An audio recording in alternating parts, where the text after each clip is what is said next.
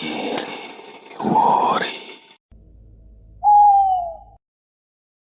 Assalamualaikum warahmatullahi wabarakatuh. Halo Baraya, selamat malam Jumat kembali semuanya. Seperti biasa, tak terasa 1 minggu sudah kita lewati. Malam hari ini kembali Mang Idan menemani Baraya, tentu saja masih di Nyiliwuri. Tayangan dengan konsep storytelling yang memberikan edukasi, sejarah, serta kisah-kisah yang diadaptasi dari literatur atau tulisan-tulisan yang pernah tayang di internet dan media-media sosial sebagai bahan referensi, serta kisah-kisah yang dikirimkan langsung oleh Baraya semuanya melalui email. Baraya di Nyiliwuri edisi malam Jumat ini, Kamis 25 Agustus tahun 2022, Mang Idan akan berbagi kisah yang dikirim langsung oleh salah satu Baraya Nyiliwuri juga. Beliau adalah Kang Yadi Mulyadi, tentang pengalamannya yang pernah dialami, yaitu budak buncir kebun binatang Bandung. Namun, sebelum Mang Idan paparkan kisahnya, Mang Idan mengingatkan kembali kepada Baraya semua agar menyimak kisah Nyiliwuri ini sampai dengan tuntas supaya tidak gagal paham. Dan mohon bantuan untuk share, subscribe, like, serta komen agar channel Nyiliwuri ini bisa terus berkembang gratis tanpa dipungut biaya apapun. Dan untuk Baraya yang punya kisah atau pengalaman misteri dan berkenan untuk berbagi kisah, silahkan bisa Baraya kirimkan melalui email ke bandungurang33@gmail.com. Selamat mendengarkan, tetap di Nyiliwuri. Hai, saya Petra. Hai, saya Dia. Dengerin terus. Nyiliwuri. Jangan lupa share, Subscribe, and comment. dan like. Wajib. Baraya, Tuhan menciptakan manusia, tumbuhan, dan hewan untuk menghuni dan mendiami planet ini secara berdampingan untuk menjaga kelangsungan hidup ekosistem. Sudah sejak dulu kehidupan manusia bergantung pada alam, yakni tumbuhan dan hewan sebagai puncak rantai makanan dan makhluk yang paling cerdas yang diciptakan Tuhan. Berbicara tentang hewan atau binatang yang jumlah spesiesnya bisa mencapai ribuan, bahkan jutaan. Namun ada beberapa dari spesies tadi terancam punah, bahkan sudah punah. Untuk menjaga dan melestarikan dari kepunahan, hampir di setiap negara dibangun sebuah kebun binatang seiring dengan perkembangan waktu, atau disingkat Bonbit, atau juga bisa disebut Taman Marga Satwa, yakni tempat hewan dipelihara dalam lingkungan buatan dan dipertunjukkan kepada publik. Selain itu, untuk rekreasi, kebun binatang juga berfungsi sebagai sarana edukasi, riset, dan tempat konservasi untuk satwa yang terancam punah. Binatang yang dipelihara di kebun binatang sebagian besar adalah hewan yang hidup di darat dan udara, sedangkan satwa air dipelihara di akuarium. Sejarah pembangunan kebun binatang berawal dari kandang-kandang berisi koleksi hewan liar yang disebut menagerie.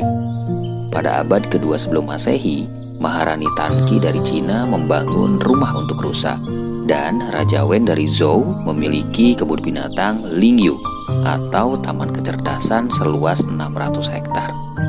Di antara tokoh terkenal yang juga kolektor binatang adalah Raja Solomon dari kerajaan Israel dan Yehuda bersatu, Raja Semirami dan Asurbanipal dari Assyria, dan Raja Nebukadnezar dari Babilonia. Pada abad keempat sebelum Masehi, hampir semua kota-kota besar di Yunani memiliki kebun binatang. Sewaktu melakukan ekspedisi militer, Alexander Agung diketahui sering mengirimkan binatang-binatang yang ditemuinya ke Yunani.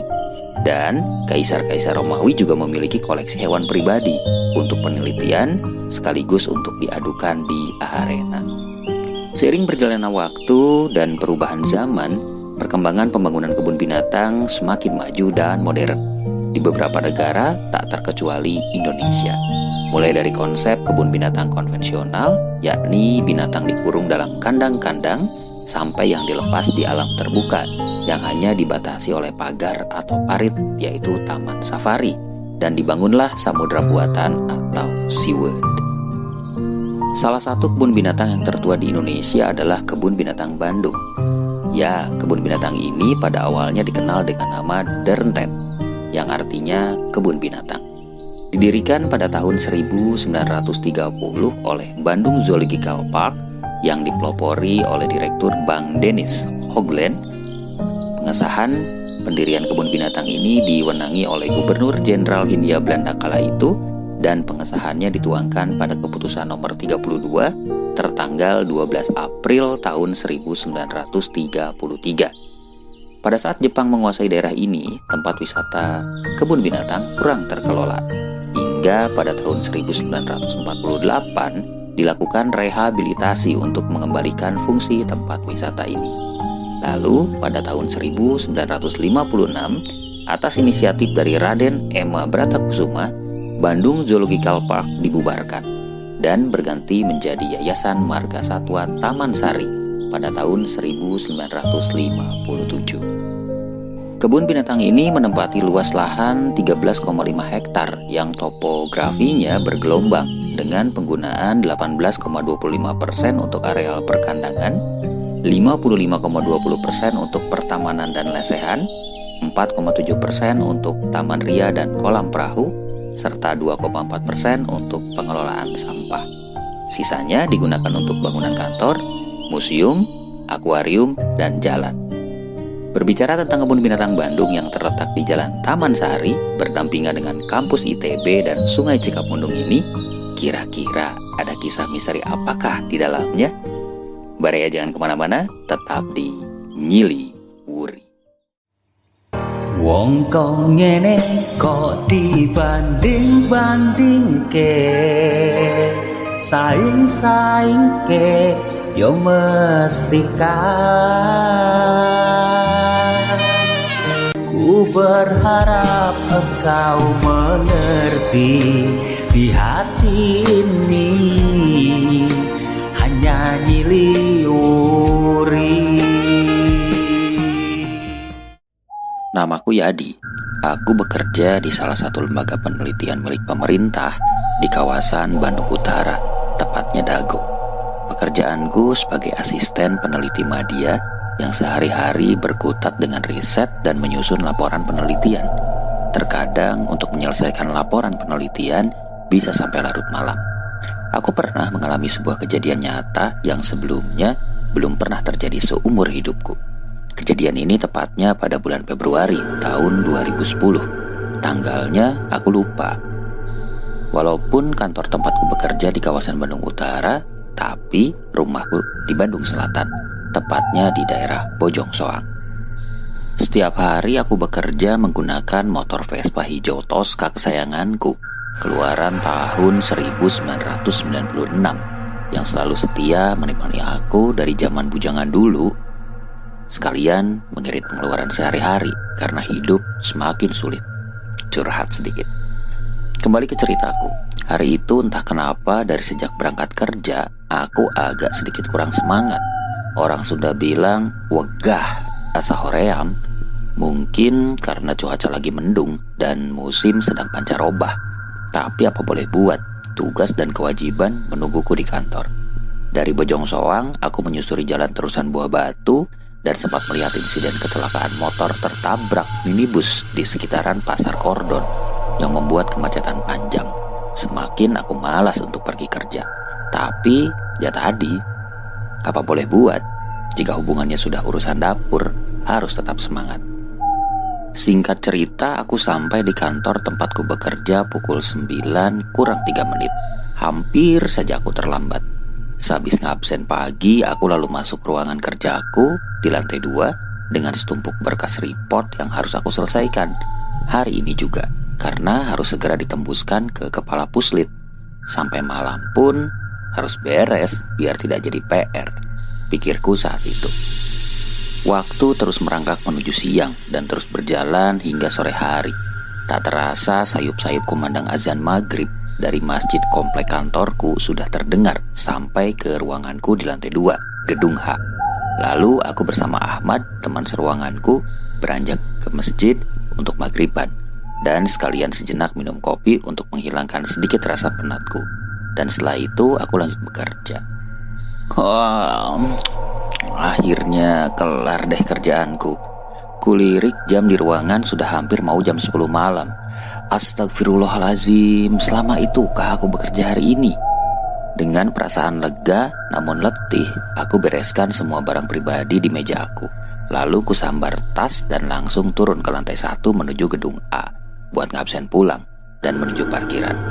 Ahmad sudah izin duluan tadi, pulang jam 7-an karena anaknya sakit dan mau dibawa ke dokter katanya. Tapi ada yang aneh malam ini. Keluar dari gedung A menuju lorong parkiran, aku kok merasa ada yang ngikutin dan memperhatikanku. Tapi sesekali aku menoleh ke belakang, gak ada siapa-siapa, sepi dan hening. Kok sepi sekali ya malam ini? Security pada kemana? Bisiku dalam hati sambil terus berjalan menuju motorku yang diparkir di parkiran. Sesampainya di motorku, aku langsung panasin sebentar dan siap-siap buat let's go. Dan langsung jalan keluar kantor, walaupun harus memutar ke belakang karena satu arah dan harus melewati tempat penampungan sampah kotor di pojokan belakang. Mana malam-malam lagi, malesin kan? Ditambah pula cerita teman-teman suka ada yang aneh-aneh di pojokan sampah itu. Semoga aja gak ada apa-apa. Bismillah lah. Akhirnya aku tiba di pojokan TPS itu. Dengan suasana yang remang-remang, aku melaju menjalankan motorku dengan kecepatan sedang-sedang saja karena belokan dan jalannya agak turun. Baru saja motorku mau berbelok ke kiri, tiba-tiba aku merasa kok ada sesuatu benda berat yang menimpa jok belakang motorku. Astagfirullahalazim, apa ini? Kok tiba-tiba motorku juga agak sedikit berat? Tapi akal sehatku masih tetap berfungsi dan mencoba untuk tetap tenang dan tidak panik. Kulihat dari spion motor gak ada apa-apa. Syukurlah aku agak sedikit lega walaupun detak jantungku masih belum stabil. Aku terus melajukan motorku dan kulihat kiri kanan. Ini sudah mau belokan Jalan Sumur Bandung menuju Taman Sari, persis menyusuri samping kampus ITB sebelah kiri. Dengan kondisi jalanan yang sepi dan remang-remang, serta melewati pohon-pohon besar kiri kanan yang usianya sudah puluhan tahun, tiba-tiba di tengah perjalanan, aku merasa kok seperti ada seseorang yang berpegangan di pinggangku. Aku seperti sedang membonceng seseorang. Jantungku kembali berdegup tidak karu-karuan. Tapi aku harus tetap fokus berkendara dan mencari cara gimana supaya aku bisa lihat siapa yang aku bonceng ini. Kulihat spion motorku nyaris tak terlihat apapun di belakangku. Sambil berdoa dalam hati, aku berusaha menenangkan diriku. Dan tanpa sengaja, aku melirik ke bagian bawah motor Vespaku. Astagfirullahalazim, ya Allah ya Rob. Aku jelas melihat kaki yang menjuntai di antara motor Vespaku kiri dan kanan. Perasaanku makin tidak karu-karuan. Serasa ingin segera melewati jalan gelap ini. Kiri ITB, kanan kebun binatang, dan tak ada satupun kendaraan yang lewat atau berpapasan denganku. Rasa takut dan penasaranku makin memuncak. Ku beranikan diri untuk melihat lagi ke belakang bawah motorku, memastikan apakah sepasang kaki itu masih ada.